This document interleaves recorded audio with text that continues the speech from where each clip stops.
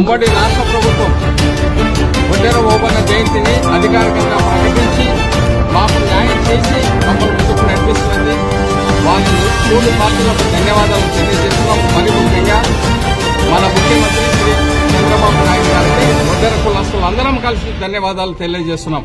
అదేవిధంగా వడ్డెర కులంలో ఎన్నో సంవత్సరాల నుంచి మేము ప్రభుత్వాన్ని అడుగుతున్నాం ఎస్టీ జాబితాలో చేర్చమని.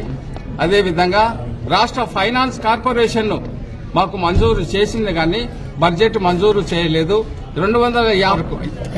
500 కోట్ల వరకు మాకు బడ్జెట్ మంజూరు చేయమని కోరుతున్నాం. అదేవిధంగా మా పిల్లల పోషణకు, మా పిల్లల విద్యాభ్యాసం కొరకు, ఆరోగ్యం కొరకు, ఇతరత్ర నైపుణ్య విద్య కొరకు మాకు ఫైనాన్స్ కార్పొరేషన్ వెంటనే నిధులు విడుదల చేయమని కోరుచున్నాం. ఆదరణ పథకం కింద ఇంతకుముందు సుత్తెలు, ఉళ్ళు, గంపలు, సైకిల్ ఇచ్చారు. అవి వద్దు. ఇప్పుడు మాకు నైపుణ్యంతో కూడిన మిషనరీ, మాకు యాంత్రీకరణ మిషనరీ మంజూరు చేయండి అని కోరుచున్నాం. అదేవిధంగా మా సమస్యలు రాష్ట్ర స్థాయిలో దాదాపు 40 లక్షల మంది ఉన్నాం.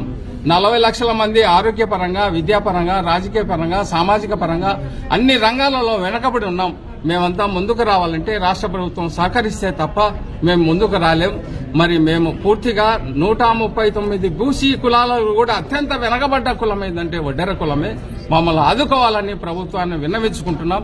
భవిష్యత్తులో వారి సహకారం మాకుంటుందని ఆశిస్తూ ముఖ్యమంత్రి గారికి ధన్యవాదాలు తెలియజేస్తూ జై వడ్డెర.